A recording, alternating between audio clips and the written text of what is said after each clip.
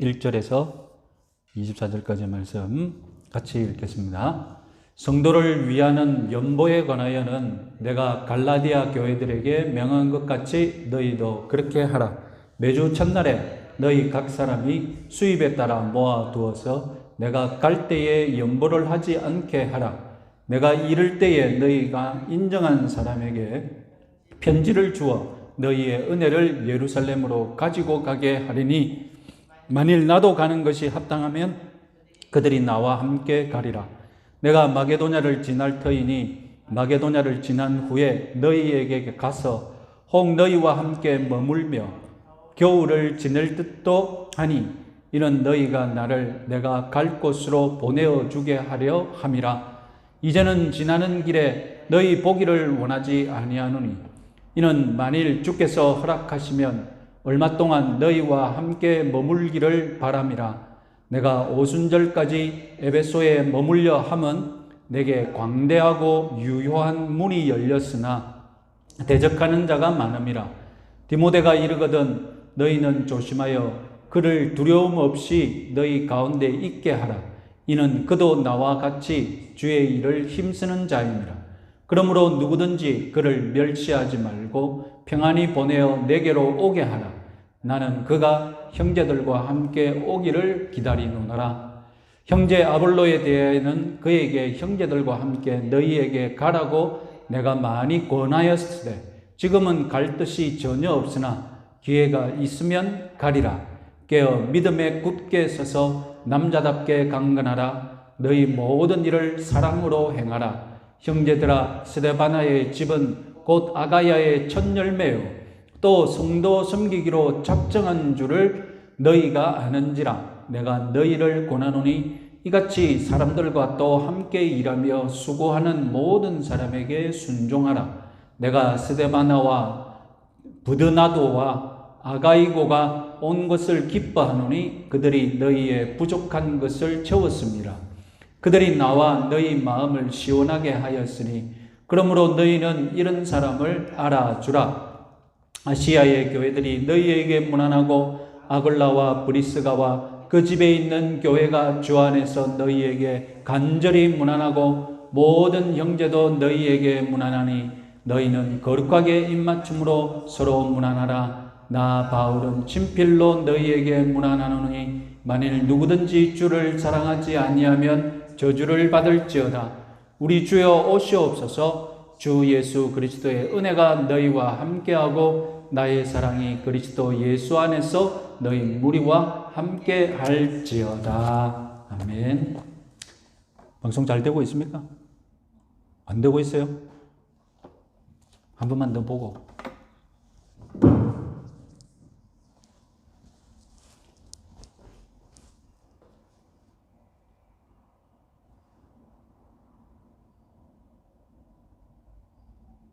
여기는 잘 되고 있는데.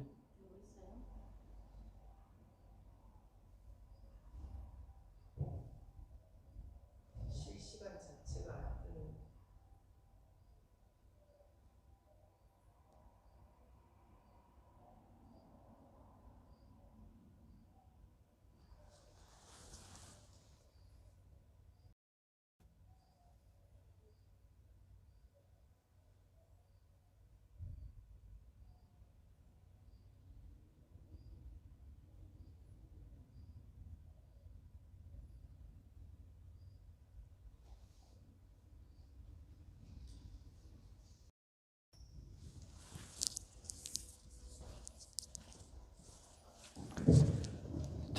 잘 될 줄로 믿고. 되고 있습니까? 네.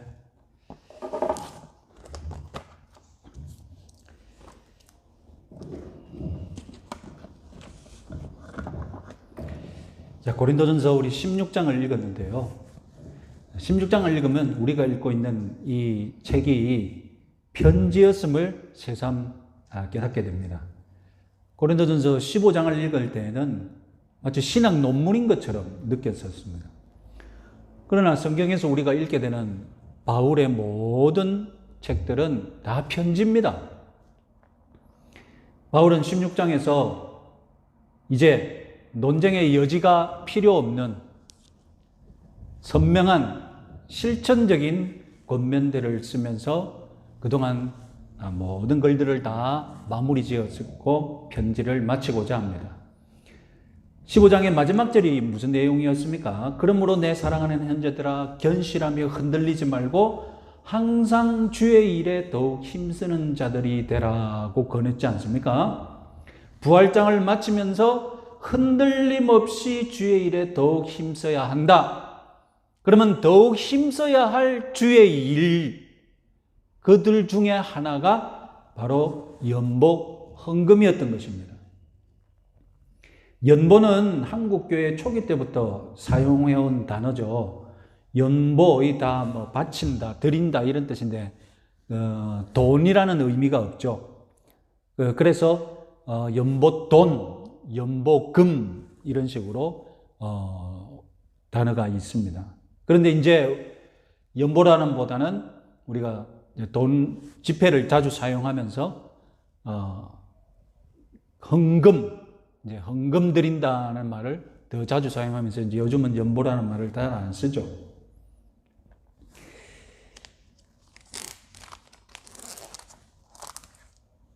어떤 목사님들은 헌금에 관하여서 설교 안 하는 것을 자랑으로 여깁니다. 그런데 알고 보면 꼭 1년에 한두 번씩 설교를 하죠.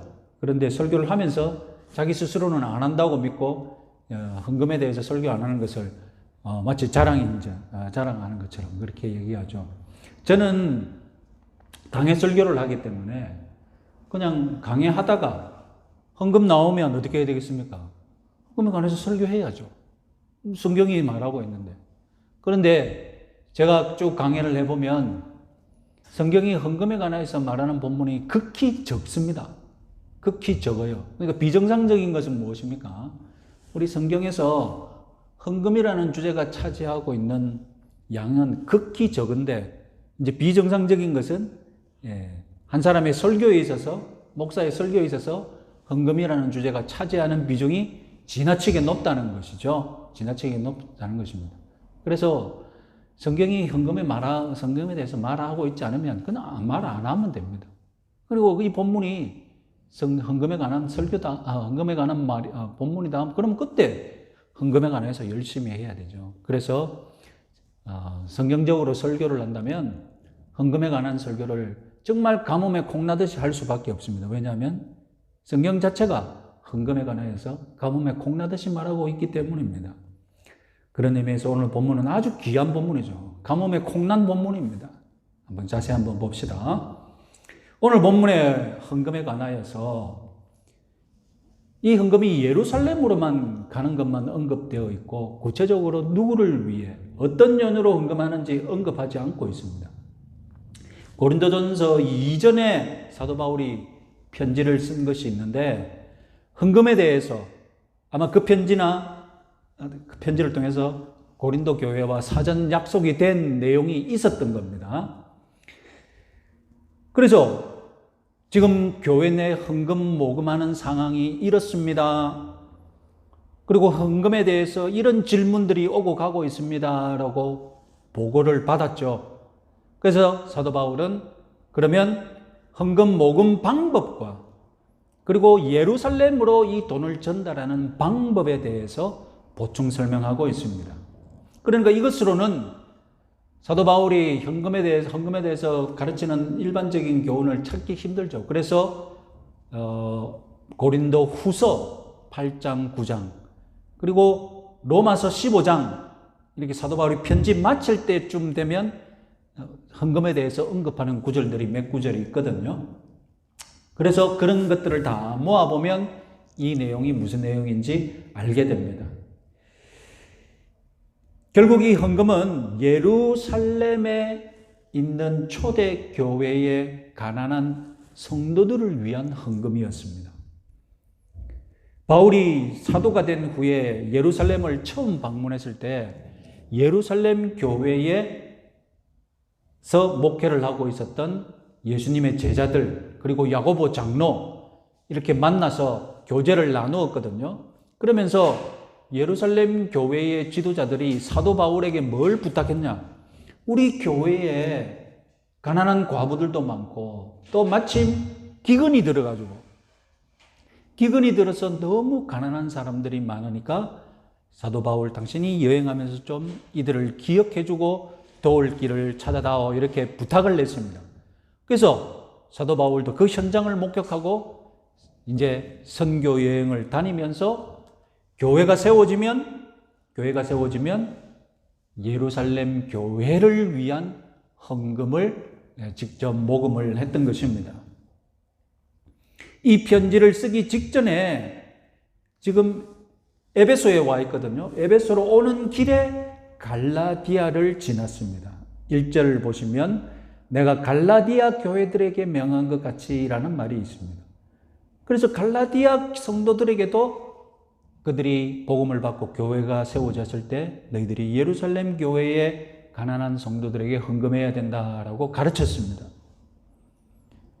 그리고 예루살렘 교회의 가난한 성도들을 위한 이 헌금 프로젝트에 지금 1절에서 말하고 있듯이 갈라디아 교회들이 참여했습니다.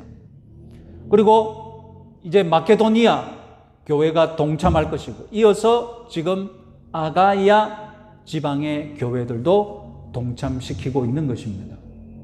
그러니까 예루살렘 교회를 돕는 이 헌금 프로젝트는 세계적인 프로젝트였습니다. 사도 바울이 제 3차 선교 여행을 계획하면서 자기가 가지고 있었던 목적 중에 하나가 무엇이냐? 내가 세웠던 교회를 돌아다니면서 헌금을 모아야 되겠다. 그런 부수적인 목표도 있었던 것입니다. 그래서 바울은 이방인들에게 뭐라고 설명했느냐? 헌금을 어떻게 독려했느냐? 너희들이 예루살렘에게 영적으로 빚진 자들이다. 이 복음이 어디서 나왔느냐? 예루살렘에서 나왔다. 나도 예루살렘에서 온 사람이고. 그러니까 이제 너희들이 예루살렘에 진 빚을 어떻게 갚느냐? 그것은 바로 헌금을 통하여서 이 빚을 갚을 수 있다라고 가르쳤던 것입니다.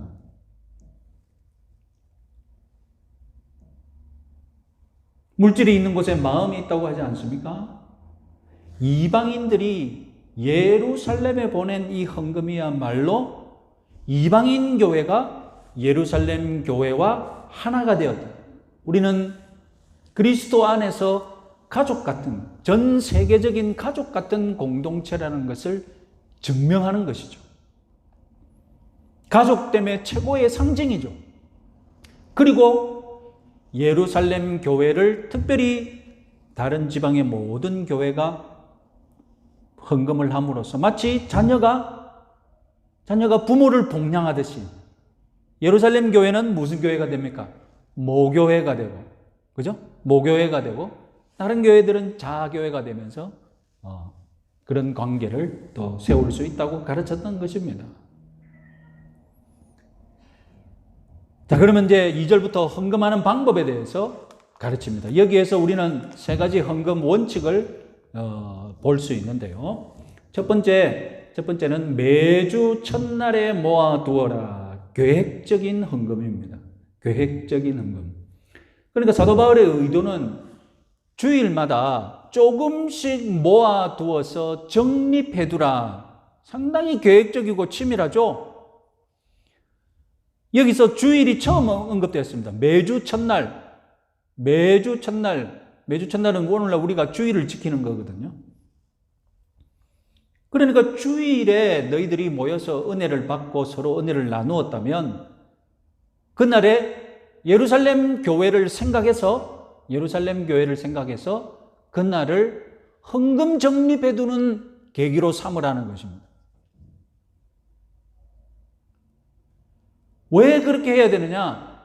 내가 도착할 때, 내가 너희들을 만났을 때 너희들이 모아둔 것이 없어서 그때 불이 나게 막 헌금 운동하고 헌금하자고 독려하고 집회 열고 그런 일이 없도록 내가 도착을 하면 너희들이 이미 다 헌금을 적립해 두었기 때문에 빠른 시간 내에 내가 너희들 달아다니면서 헌금해라고 협박 안 해도, 목졸라 뭐 부탁 안 해도 헌금을 가져갈 수 있도록 미리 준비해 두라는 것입니다.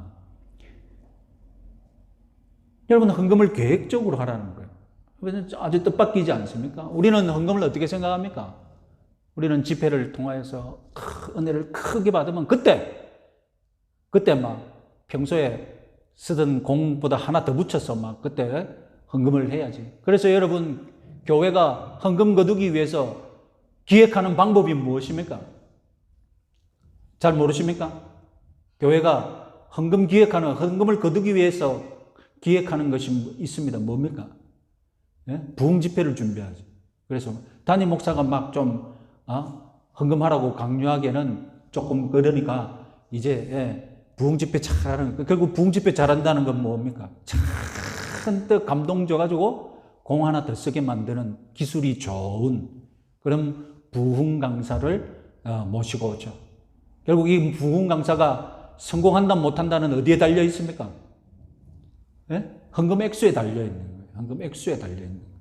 옛날에는 뭐 아예 뭐 프로테이지로 떼가 줬다고 안 합니까? 몇 퍼센트를 줄 테니, 그러니까 여러분, 부흥 강사가 얼마나 최선을 다하겠습니까? 정해진 게 아니고 자기도 헌금 많이 내게 하면 자기 목도 올라가니까 교회가 그런 정도로 타락을 했습니다. 사도 바울은 그런 일이 없도록, 그런 헌금하지 말라는 거예요. 뭐 갑자기 은혜를 받아가지고 평소 하던 것보다 공 하나 더 쓴다. 주일에마다, 매주일마다 하나님께 은혜를 받았으면, 우리 서로 사랑하는 관계를 이렇게 기쁨으로 교제를 나눴으면, 그때 누구 생각해라? 그때 예루살렘에 가난하고 힘들어 있는 그 모교회의 가난한 성도들을 생각하고, 지금 우리는 이렇게 잘 지내는데 그 사람들은 그렇게 지내면 안 되겠다. 그래서 매주일마다 그들을 생각하고 조금씩 뭐 은혜되는 대로, 할 수 있는 대로 돈을 적립해 두어라. 그래서 사도 바울이 오면, 사도 바울이 뭐 헌금 내라 막 강요하고 뭐 구차하게 설명할 필요 없이 우리 이렇게 모았습니다 하고